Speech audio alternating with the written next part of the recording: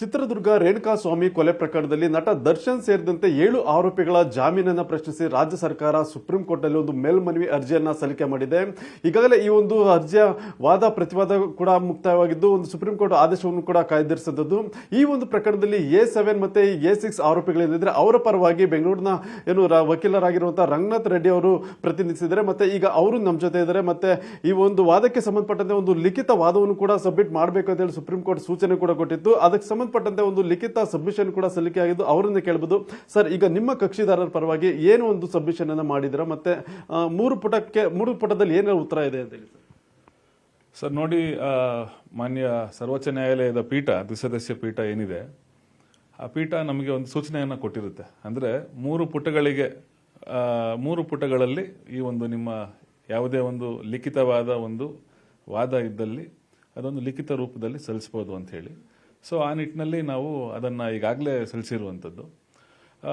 ಈಗ ಯಾವ್ಯಾವ ಆಧಾರಗಳ ಮೇಲೆ ಅಂತ ತಾವು ಕೇಳೋದಾದರೆ, ನೋಡಿ, ಯಾವುದೇ ಒಂದು ಪ್ರಕರಣ, ಕ್ರಿಮಿನಲ್ ಪ್ರಕರಣದಲ್ಲಿ ಹಲವಾರು ಆರೋಪಿಗಳು ತೊಡಗಿಕೊಂಡಿದ್ರೆ ಪ್ರತಿಯೊಬ್ಬ ಆರೋಪಿ ಯಾವ ಕಾಲ್ನಡೆ, ಅಂದರೆ ಯಾವ ಫುಟಿಂಗ್ ಅಂತ ನಾವೇನು ಕರಿತೀವಿ, ಒಬ್ಬೊಬ್ಬರ ಒಂದೊಂದು ಈ ಕಾಲ್ನಡೆ ಅಥವಾ ಫುಟಿಂಗ್ ಬೇರೆ ಬೇರೆ ಇರುವಂಥದ್ದು, ವ್ಯತ್ಯಾಸ ಇರುವಂಥದ್ದು.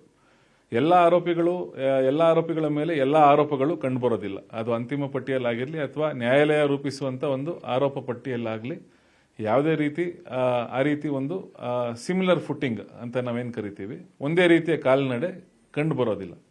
ಹಾಗಾಗಿ ಈ ಆರೋಪಿಗಳನ್ನು ಪ್ರತ್ಯೇಕವಾಗಿ ಕಾಣಬೇಕು ಅನ್ನೋದು ನಮ್ಮ ಮೊದಲನೇ ಬೇಡಿಕೆ ಆಗಿರ್ತದೆ. ಅದು ಯಾವ್ಯಾವ ಆಧಾರಗಳ ಮೇಲೆ ಅಂತಂದರೆ, ನೋಡಿ, ಹಲ್ಲೆ ನಡೆಸಿರುವ ಯಾವುದೇ ಆರೋಪಿ 6 ಮತ್ತು 7 ರವರ ಮೇಲೆ ಕಂಡುಬರೋದಿಲ್ಲ. ಅದು ಪ್ರತ್ಯಕ್ಷ ಸಾಕ್ಷಿಗಳ ಕಲಂ 161 ಮತ್ತು 164 ಹೇಳಿಕೆಗಳು, ಪೊಲೀಸ್ನವರ ಮುಂದೆ ನೀಡಿರುವಂಥ ಹೇಳಿಕೆ ಹಾಗೂ ಮಾನ್ಯ ಮ್ಯಾಜಿಸ್ಟ್ರೇಟ್ ನ್ಯಾಯಾಲಯದ ಮುಂದೆ ನೀಡಿರುವಂಥ ಹೇಳಿಕೆಗಳಲ್ಲಿ ಎಲ್ಲಿಯೂ ಕೂಡ ಇವರು ಹಲ್ಲೆ ನಡೆಸಿದ್ದಾರೆ ಅನ್ನೋದು ಎಲ್ಲಿಯೂ ಕೂಡ ಕಂಡುಬರೋದಿಲ್ಲ. ಇದು ಮೊದಲನೆಯ ಆಧಾರ. ಎರಡನೇದಾಗಿ ನೋಡಿ, ಆರೋಪಿ 3 ಮತ್ತು 4 ಅಂದರೆ ಈ ಪವನ್ ಮತ್ತು ರಾಘವೇಂದ್ರ ಏನಿದ್ದಾರೆ, ಇವರು ಫೋನಿನಲ್ಲಿ ಏನೊಂದು ಸಂಭಾಷಣೆ ಮಾಡಿದ್ದಾರೆ ದೂರವಾಣಿ ಮುಖಾಂತರ. ಆರೋಪಿ 3 ಏನು ದೂರವಾಣಿ ಮುಖಾಂತರ ಆರೋಪಿ 4 ತಿಳಿಸಿರ್ತಾರೆ. ಏನಂತ ಅಂದ್ರೆ, ಈತನನ್ನ ಕರೆದುಕೊಂಡ್ಬನ್ನಿ, ಈತ ನಮ್ಮ ಅಕ್ಕನಿಗೆ ಈ ರೀತಿ ತೊಂದರೆ ಕೊಟ್ಟಿದ್ದಾನೆ, ಈ ರೀತಿಯ ಒಂದು ಕೆಟ್ಟ ಮೆಸೇಜ್ಗಳನ್ನು ಕಳಿಸಿದ್ದಾನೆ ಅಂತ ಹೇಳಿ ಅವರೊಂದು ಸೂಚನೆಯನ್ನ ಕೊಡ್ತಾರೆ. ಆ ನಿಟ್ಟಿನಲ್ಲಿ ಇದು ಅಭಿಯೋಜನೆಯ ಪ್ರಕಾರ ನಾನು ಹೇಳ್ತಿರೋದು, ನಮ್ಮ ವರ್ಷನ್ ಅಲ್ಲ ಇದು. ಅಭಿಯೋಜನೆಯ ಪ್ರಕಾರ ಆರೋಪಿ 4, 5 ಮತ್ತು 6 ರವರನ್ನ ಈತನನ್ನ ಕರೆದುಕೊಂಡು ಹೋಗ್ಬೇಕು ಅಂತ ಹೇಳಿ ಸಹಾಯ ಕೋರಿ ಇವರನ್ನು ಕೂಡ ಈ ಆರೋಪಿ 6 ಮತ್ತು 7 ರವರ ಜೊತೆಗೂಡಿ ಇವರು ಕರೆದುಕೊಂಡು ಬರುವಂಥದ್ದು. ನೋಡಿ, ಯಾವುದೇ ಒಂದು ಈ ಒಂದು ಅಂತಿಮ ಪಟ್ಟಿಯ ಯಾವುದೇ ಒಂದು ದಾಖಲೆಗಳ ಪ್ರಕಾರ ಇವರು ಕೊಲೆ ಮಾಡಲಿಕ್ಕೆ ಸಂಚು ರೂಪಿಸಿ ಆತನನ್ನ ಕರೆದುಕೊಂಡು ಬಂದರು ಅನ್ನೋದು ಎಲ್ಲಿಯೂ ಕೂಡ ಕಂಡು ಬರೋದಿಲ್ಲ. ಹಾಗಾಗಿ ನಮ್ಮ ವಾದ ಏನಂತಂದ್ರೆ, ಅಭಿಯೋಜನೆಯ ವಾದವನ್ನ ಅದು ನಂಬಲು ಅದು ನಂಬಿದರೂ ಕೂಡ, ನ್ಯಾಯಾಲಯ ಅದನ್ನು ಪರಿಗಣಿಸಿದರೂ ಕೂಡ, ಈ ಕೊಲೆ ಮಾಡಲಿಕ್ಕೆ ಸಂಚು ರೂಪಿಸಿ ಕರೆದು ತಂದಿದ್ದಾರೆ ಅನ್ನುವ ಅಂಶ ಎಲ್ಲೂ ಕೂಡ ಕಂಡು ಬರೋದಿಲ್ಲ. ಹಾಗಾಗಿ ಒಳಸಂಚು ಪ್ರಶ್ನೆನೇ ಇಲ್ಲ. ಈ ಆರೋಪಿಗಳನ್ನ ಪ್ರತ್ಯೇಕವಾಗಿ ನೋಡೋದಾದ್ರೆ ಇವರು ಇನ್ನಿತರೆ ಯಾವುದೇ ಆರೋಪಿಗಳೊಟ್ಟಿಗೆ ಒಳಸಂಚನ್ನು ಮಾಡಿರುವುದು ಎಲ್ಲಿಯೂ ಕೂಡ ಯಾವುದೇ ದಾಖಲೆಗಳಲ್ಲಿ ಕಂಡು ಬರೋದಿಲ್ಲ. ಹಾಗೂ ಮೂರನೇ ಒಂದು ಪ್ರಬಲವಾದ ವಾದ ನಮ್ದೇನಾಗಿರುತ್ತೆ ಅಂತಂದ್ರೆ, ನೋಡಿ, ಅಲ್ಲಿ ತನಿಖಾಧಿಕಾರಿಗಳು ಒಂದು ಟವರ್ ಲೊಕೇಶನ್ ಅನ್ನ ಅಂತಿಮ ಪಟ್ಟಿಯಲ್ಲಿ ನ್ಯಾಯಾಲಯಕ್ಕೆ ಹಾಜರುಪಡಿಸ್ತಾರೆ. ಆ ಟವರ್ ಲೊಕೇಶನ್ ನಲ್ಲಿ ಆ ದಿನ ಘಟನೆ ನಡೆದ ದಿನಾಂಕ, ಆ ನಿಗದಿತ ಸಮಯ ಮಧ್ಯಾಹ್ನ 4:10 ಸಂಜೆ 6:15 ಸಮಯದಲ್ಲಿ ಈ ಒಂದು ಹಲ್ಲೆ ನಡೆದಿರಬಹುದು ಅನ್ನೋದು ಅಭಿಯೋಜನೆಯ ವಾದ. ಆ ಸಮಯದಲ್ಲಿ ತಾವು ಟವರ್ ಲೊಕೇಶನ್ ನೋಡೋದೇ ಆದ್ರೆ ಈ ಇಬ್ಬರು ಆರೋಪಿಗಳು ಪ್ರತ್ಯೇಕವಾಗಿ ಆ ಶೆಡ್ಡಿನಿಂದ ಹೊರಗಡೆ ಇರುವುದು ಇದು ಅಭಿಯೋಜನೆಯವರೇ ತೋರಿಸ್ತಾರೆ. ತನಿಖಾಧಿಕಾರಿಗಳೇ ತಮ್ಮ ಟವರ್ ಡಂಪ್ ಲೊಕೇಶನ್ ಅಂತ ನಾವೇನು ಹೇಳ್ತೀವಿ, ಆ ಒಂದು ಚಾರ್ಟ್ ನಲ್ಲಿ ಅವರೇ ತೋರಿಸಿರುವಂತದ್ದು. ಸರ್, ಮತ್ತೆ ಈ ಇಬ್ಬರು ಆರೋಪಿಗಳಿಗೆ ಜಾಮೀನು ಕೊಡಬೇಕು ಅಂತ ಹೇಳಿ ಸುಪ್ರೀಂ ಕೋರ್ಟ್ಗೆ ಮನವಿ ಮಾಡೋದಕ್ಕೆ ನೀವು ಫೈಂಡ್ ಔಟ್ ಮಾಡಿರುವಂತಹ ಅಂಶಗಳೇನು ಸರ್ ಅಂತೇಳಿ? ನೋಡಿ, ಪ್ರಮುಖವಾಗಿ ಇವರು ಹಲ್ಲೆ ಮಾಡಿಲ್ಲ. ಹಲ್ಲೆ ಮಾಡಿ ಹತ್ಯೆ ಮಾಡಲಿಕ್ಕೆ ಒಳಸಂಚು ರೂಪಿಸಿರ್ಲಿಲ್ಲ. ಹಾಗೂ ಅಭಿಯೋಜನೆಯ ಪ್ರಕಾರವೇ ಇವರಿಗೆ ಕೊಲೆ ಮಾಡೋ ಯಾವುದೇ ಉದ್ದೇಶ ಇರಲಿಲ್ಲ. ಎರಡನೇದಾಗಿ. ಮೂರನೇದಾಗಿ ಟವರ್ ಲೊಕೇಶನ್ನಲ್ಲಿ ಬಹಳ ಸ್ಪಷ್ಟವಾಗಿ ಕಂಡು ಬರ್ತಾ ಇರೋದು ಏನಂತಂದ್ರೆ, ಎಲ್ಲಿಯೂ ಕೂಡ ಇವರು ಆ ಘಟನೆ ನಡೆದ ಅಂದ್ರೆ ಹಲ್ಲೆ ನಡೆಸಿದ ಸ್ಥಳದ ಆಸುಪಾಸಿನಲ್ಲೂ ಕೂಡ ಇವರು ಇರಲಿಲ್ಲ, ಆ ಶೆಡ್ನಿಂದ ಹೊರಗಡೆ ಇದ್ರು ಅಂತ ಅದು ತನಿಖಾಧಿಕಾರಿಗಳೇ ತಮ್ಮ ಟವರ್ ಲೊಕೇಶನ್ ಚಾರ್ಟ್ನಲ್ಲಿ ಅವರೇ ತೋರಿಸಿರುವಂಥದ್ದು. ಹಾಗಾಗಿ ಇವರು ಹಲ್ಲೆ ಮಾಡೋ ಪ್ರಶ್ನೆನೇ ಇಲ್ಲ. ಹಾಗೂ ಇವ್ರಿಗೆ ಯಾವುದೇ ಆ ಉದ್ದೇಶ ಇರಲಿಲ್ಲ. ಉದ್ದೇಶ ಇನ್ಯಾರಿಗೋ ಇದ್ದದ್ದು ಅನ್ನೋದು ಅಭಿಯೋಜನೆಯವಾದ. ಇವರಿಗೆ ಉದ್ದೇಶ ಇರಲಿಲ್ಲ, ಸಂಚು ಇರಲಿಲ್ಲ. ಆ ನಿಟ್ಟಿನಲ್ಲಿ ಇವರು ಹಲ್ಲೆ ಕೂಡ ನಡೆಸಲಿಲ್ಲ. ಹಾಗೂ ಈ ಸಾಕ್ಷಿಗಳನ್ನ ನಾಶಪಡಿಸ್ಲಿಕ್ಕೂ ಕೂಡ ಪ್ರಯತ್ನ ಮಾಡಿದ್ದಾರೆ ಅನ್ನೋದು ಆರೋಪ ಇವ್ರ ಮೇಲಿಲ್ಲ, ಅದಿನ್ಯಾರೋ ಆರೋಪಿಗಳ ಮೇಲೆ ಇರುವಂಥದ್ದು.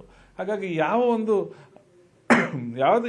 ಆಧಾರದ ಮೇಲೆ ಇವ್ರಿಗೆ ಜಾಮೀನು ನಿರಾಕರಿಸ್ತೀರಿ ಅನ್ನೋದು ನಮ್ಮ ಪ್ರಶ್ನೆ ಆಗಿರ್ತದೆ ಸರ್. ಮತ್ತೆ DSS ಚಿತ್ರದುರ್ಗದಿಂದ ಬೆಂಗಳೂರಿಗೆ ಕರ್ಕೊಂಡು ಬರೋದ್ರಲ್ಲಿ ಇದ್ರು ಅನ್ನೋದ್ರ ಬಗ್ಗೆ ಒಂದು ಉಲ್ಲೇಖವನ್ನು ಕೂಡ ಮಾಡಿದ್ರೆ ಅದ್ರ ಬಗ್ಗೆ ಹೇಳೋದು. ನೋಡಿ, ಕರೆದುಕೊಂಡು ಬಂದ್ರು ಇಲ್ಲ, ಅದು ವಿಚಾರಣೆ ಹಂತದಲ್ಲಿ ಅದು ಹೊರಬರುವಂಥದ್ದು. ಈಗ ತಕ್ಷಣ ಈ ಒಂದು ನಿಟ್ಟಿನಲ್ಲಿ ನೀವು ಪ್ರಶ್ನೆ ಮಾಡೋದೇ ಆದ್ರೆ, ಯಾವ ಉದ್ದೇಶದಿಂದ ಕರೆದುಕೊಂಡು ಬಂದ್ರು, ಈ ರೀತಿ ಕರೆದುಕೊಂಡು ಹೋದ್ರೆ ಈತನನ್ನ ಇನ್ಯಾರೋ ಹಲ್ಲೆ ಮಾಡಿ ಹತ್ಯೆ ಮಾಡ್ತಾರೆ ಅನ್ನೋದು ಈ ಆರೋಪಿಗಳಿಗೆ ಗೊತ್ತಿತ್ತಾ? ಈ ಎಲ್ಲ ಪ್ರಶ್ನೆಗಳನ್ನು ನಾವು ಕೇಳಬೇಕಾಗ್ತದೆ. ಯಾಕೆಂತಂದ್ರೆ ಯಾರೋ ಓರ್ವರು ಇನ್ಯಾವುದೋ ಒಂದು ಉದ್ದೇಶದಿಂದ, ಒಳ್ಳೆಯ ಉದ್ದೇಶದಿಂದ ಕರೆದುಕೊಂಡು ಬಂದಿರ್ಬೋದು. ಯಾವ ಕಾರಣಕ್ಕೆ ಕರೆದುಕೊಂಡು ಬಂದ್ರು ಅಂತ ಗೊತ್ತಿಲ್ಲ. ಹಾಗೆ ಇಲ್ಲಿ ಕರೆದುಕೊಂಡು ಬಂದ ನಂತರ ಈ ರೀತಿ ಹಲ್ಲೆ ಮಾಡಲಿಕ್ಕೆ ಇನ್ಯಾರೋ ಆರೋಪಿಗಳು ಸಂಚು ರೂಪಿಸಿದ್ದಾರೆ ಅನ್ನೋದು ಈ ಆರೋಪಿಗಳಿಗೆ ಯಾವುದೇ ರೀತಿ ಆಲೋಚನೆ ಕೂಡ ಮಾಡಲಿಕ್ಕೆ ಅವಕಾಶ ಇರಲಿಲ್ಲ. ಕರೆದುಕೊಂಡು ಬರಲಿಕ್ಕೆ ಸಹಾಯ ಕೋರಿದ್ರು ಆರೋಪಿ 4. ಹಾಗಾಗಿ ಇವರನ್ನ ಕರೆದುಕೊಂಡು ಬಂದಿರುವಂತದ್ದು. ಕರೆದುಕೊಂಡು ಬಂದ ನಂತರ ಈ ರೀತಿ ಹಲ್ಲೆ ಮಾಡ್ತಾರೆ, ಅಥವಾ ಇವ್ರದ್ದು ಕೂಡ ಈ ರೀತಿ ಕರೆದುಕೊಂಡೋಗಿ ಈ ಮೃತನ ಮೇಲೆ ಹಲ್ಲೆ ಮಾಡಿಸಿ ಈತನನ್ನು ಹತ್ಯೆಗೊಳಿಸಬೇಕು ಅನ್ನೋ ಸಂಚಿತ್ತು ಅಂತ ಎಲ್ಲಿಯೂ ಕೂಡ ಅದು ಅಭಿಯೋಜನೆಯವರೇ ಎಲ್ಲೂ ಕೂಡ ಪ್ರಾಸಿಕ್ಯೂಷನ್ ಅವರು ಆ ರೀತಿ ಆರೋಪವನ್ನ ಅಂತಿಮ ಪಟ್ಟಿಯಲ್ಲಿ ಎಲ್ಲಿಯೂ ಕೂಡ ತಂದಿಲ್ಲ. ಹಾಗಾಗಿ ಬಹಳಷ್ಟು ವ್ಯತ್ಯಾಸಗಳು ಕಂಡು ಬರ್ತಿದೆ. ಈ ಆರೋಪಿ 6 ಮತ್ತು 7 ರವರನ್ನ ಪ್ರತ್ಯೇಕವಾಗಿ ಕಾಣಬೇಕು, ಬೇರೆ ಇನ್ನಿತರೆ ಆರೋಪಿಗಳ ಒಟ್ಟುಗೂಡಿಸಿ ನೋಡ್ಲಿಕ್ಕೆ ಸಾಧ್ಯ ಇಲ್ಲ ಅನ್ನೋದು ನಮ್ಮ ವಾದ ಆಗಿರ್ತದೆ ಸರ್. ಮತ್ತೆ ಎಷ್ಟು ಅಂಶಗಳನ್ನ ಪರಿಗಣನೆ ಮಾಡಿ ಆ ಒಂದು ಸಬ್ಮಿಷನ್ ಅನ್ನ ನೀವು ಸಲ್ಲಿಕೆ ಮಾಡಿದ್ದಾರೆ ಸರ್?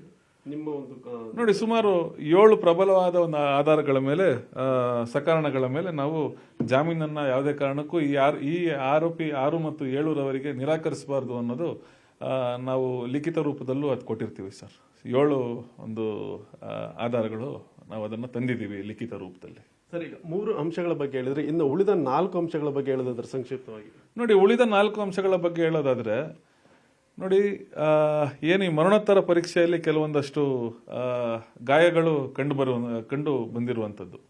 ನೋಡಿ, ಆ ರೀತಿ ಆದಾಗ ಯಾವ ಆರೋಪಿಯಿಂದ ಯಾವ ರೀತಿ ಗಾಯಗಳಾಗಿದೆ ಏನು, ಅದು ಅಭಿಯೋಜನೆಯವರು ಎಲ್ಲೋ ಒಂದು ಕಡೆ ಅದನ್ನ ಅಂತಿಮ ಪಟ್ಟಿಯಲ್ಲಿ, ಅಂದ್ರೆ ಚಾರ್ಜ್ ಶೀಟ್ ನಲ್ಲಿ ಅಂತಿಮ ವರದಿಯಲ್ಲಿ ತಂದಿರುವಂತದ್ದು. ನೋಡಿ, ಆ ರೀತಿ ಯಾವುದೇ ಒಂದು ಹಲ್ಲೆ ಇವ್ರು ನಡೆಸಿದ್ರೆ ಇದು ಇವರಿಂದ ಆಗಿರುವಂತಹ ಗಾಯ ಅನ್ನೋದು ಅವರು ತೋರಿಸ್ತಿದ್ರು. ಎಲ್ಲಿಯೂ ಕೂಡ ಅದು ಕೂಡ ಕಂಡು ಬಂದಿರೋದಿಲ್ಲ. ಹಾಗೆ ಈ ಫೋಟೋ ಏನು ಅಭಿಯೋಜನೆ ಪ್ರಮುಖವಾದ ಈ ಆರೋಪಿಗಳು ಕೂಡ ಈ ಆರೋಪಿ 2 ರವರ ಜೊತೆ ಫೋಟೋ ತೆಗೆದುಕೊಂಡಿದ್ದಾರೆ. ಭಾವಚಿತ್ರ ನ್ಯಾಯಾಲಯದ ಮುಂದೆ ಇದೆ, ಹಾಗಾಗಿ ಇವರು ಕೂಡ ಹೋಗಿದ್ರು ಅಂತ. ನೋಡಿ, ಇದು ಇವ್ರು ಏನಾದರೂ ಈ ಹಲ್ಲೆ ಮಾಡೋ ಒಂದು ಸಂಚು ರೂಪಿಸಿ ಆ ಒಂದು ಸ್ಥಳಕ್ಕೆ ಹೋಗಿದ್ದೇ ಆಗಿದ್ರೆ, ಆ ಹಲ್ಲೆ ನಡೆದು ಹತ್ಯೆ ಮಾಡಿದ ನಂತರ ಫೋಟೋ ತೆಗೆದುಕೊಳ್ತಾರೆ, ಅಥವಾ ಇವ್ರ ಗಮನದಲ್ಲಿ ಅದಿದ್ರೂ ಕೂಡ ಏನು ಈ ಹತ್ಯೆ ಆಗಿದೆ, ಕೊಲೆ ಆಗಿದೆ ಅನ್ನೋದು ಆ ಅಂಶ ಇವರ ಗಮನದಲ್ಲಿ ಇದ್ದಿದ್ರೆ ಇವ್ರು ಫೋಟೋ ತೆಗೆಸ್ಕೊಳ್ಳಿಕ್ಕೆ ಸಾಧ್ಯನಾ? ಇದು ಸಾಮಾನ್ಯವಾಗಿ ಯಾರೇ ಇದೊಂದು ಯೋಚನೆ ಮಾಡಿದ್ರು ಕೂಡ ಅದು ಅರ್ಥ ಆಗುವಂಥದ್ದು. ಯಾವುದೇ ಕಾರಣಕ್ಕೂ ಆ ರೀತಿಯ ಒಂದು ಸಂದರ್ಭನೇ ಬರೋದಿಲ್ಲ. ಫೋಟೋ ತೆಗೆಸ್ಕೊಳ್ಳಿಕ್ಕೆ ಸಾಧ್ಯನೇ ಇಲ್ಲ. ಇವ್ರ ಗಮನದಲ್ಲಿ ಅಲ್ಲಿ ಹತ್ಯೆ ಆಗಿದೆ ಅನ್ನೋದೇ ಇದ್ದಿದ್ರೆ, ಅಥವಾ ಅಲ್ಲಿ ನಡೆದಿರ್ತಕ್ಕಂಥ ಏನೊಂದು ವಾಸ್ತವಾಂಶ ಇವರಿಗೆ ತಿಳಿದಿದ್ರೆ, ಇವ್ರು ಯಾವ ರೀತಿ ಫೋಟೋ ತೆಗೆದುಕೊಳ್ಳಿಕ್ಕೆ ಸಾಧ್ಯ? ಆರೋಪಿ 2 ರವರ ಜೊತೆ ಇವರು ಹೊರಗಡೆನೆ ಉಳಿದಿದ್ದು, ಇದು ಅಭಿಯೋಜನೆಯ ಪ್ರಕಾರ ಚಾರ್ಜ್ ಶೀಟ್ ನಲ್ಲಿ ಕಂಡು ಬರುವಂತದ್ದು, ನಾನು ಹೇಳ್ತಿರೋದಲ್ಲ ಇದು. ಇವರು ಹೊರಗಡೆನೆ ಉಳಿದಿದ್ದಾರೆ. ಒಳಗಡೆ ಏನಾಯ್ತು ಇವರಿಗೆ ಗೊತ್ತಿಲ್ಲ. ಉಳಿದಂತೆ ಆರೋಪಿ 2 ಈ ಗೇಟಿನಿಂದ ಹೊರಗಡೆ ಬಂದ ನಂತರ ಇವರು ಫೋಟೋ ತೆಗೆಸ್ಕೊಂಡಿರುವಂಥದ್ದು. ಅನಂತರ ಇವರು ಅಲ್ಲಿಂದ ಚಿತ್ರದುರ್ಗಕ್ಕೆ ಹೊರಡಿರುವಂಥದ್ದು. ಹಾಗಾಗಿ ಇನ್ನು ಸಾಕ್ಷ್ಯ ನಾಶಕ್ಕೆ ಸಂಬಂಧಪಟ್ಟಂತೆ ಎಲ್ಲಿಯೂ ಕೂಡ ಈ ಆರೋಪಿಗಳ ಬಗ್ಗೆ ಆ ಒಂದು ಆರೋಪ ಕಂಡು ಬರೋದಿಲ್ಲ. ಅದು 15, 16, 17ನೇ ಆರೋಪಿಗಳ ವಿರುದ್ಧ ಆ ಒಂದು ಆರೋಪಗಳು ಇರುವಂಥದ್ದು. ಈ ಎಲ್ಲ ಆಧಾರಗಳನ್ನ ನಾವು ಮುಂದಿಟ್ಟು ಲಿಖಿತ ರೂಪದಲ್ಲಿ ನಾವು ಸಲ್ಲಿಸಿದೀವಿ ಸರ್. ಅದು ನ್ಯಾಯಾಲಯಕ್ಕೆ, ಮಾನ್ಯ ಸರ್ವೋಚ್ಚ ನ್ಯಾಯಾಲಯಕ್ಕೆ ಸಲ್ಲಿಸಿದೀವಿ ಸರ್. ಮತ್ತೆ ಈ ಒಂದು ಸಬ್ಮಿಷನ್ಸ್ ಆಧಾರದ ಮೇಲೆ ನಿಮ್ಮ ಕಕ್ಷಿದಾರರಿಗೆ ಒಂದು ಜಾಮೀನು ಸಿಗಬಹುದು ಅನ್ನೋ ನಿರೀಕ್ಷೆ ಇದೆಯಾ, ವಿಶ್ವಾಸ ಇದೆಯಾ ಅಂತೇಳಿ? ಖಂಡಿತ.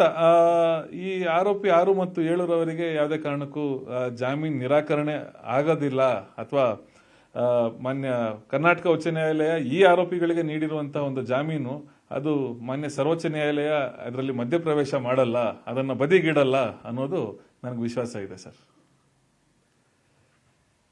ಇದು ಏನು A6 ಮತ್ತು A7 ಆರೋಪಿಗಳ ಒಂದು ಒಂದು ವಾದವನ್ನು ಮಂಡಿಸ್ತಿರುವಂತಹ ವಕೀಲ ರಂಗನಾಥ್ ರೆಡ್ಡಿ ಅವರ ಮಾತಾಗಿದೆ. ಏನು ಅವರು ಕೂಡ ಒಂದು ವಿಶ್ವಾಸದಲ್ಲಿದ್ದಾರೆ, ಈ ಇಬ್ಬರು ಕಕ್ಷಿದಾರರಿಗೆ ಸುಪ್ರೀಂ ಕೋರ್ಟ್ ಜಾಮೀನು ನಿರಾಕರಣೆ ಮಾಡುವುದಿಲ್ಲ ಅನ್ನೋದು ವಿಶ್ವಾಸ ಅವರಲ್ಲಿರುವಂತದ್ದು. ಕ್ಯಾಮರಾ ಪರ್ಸನ್ ಎಡ್ವಿನ್ ಜೊತೆ ಮುನಿರಾಜು, ನ್ಯೂಸ್ 18 ಬೆಂಗಳೂರು.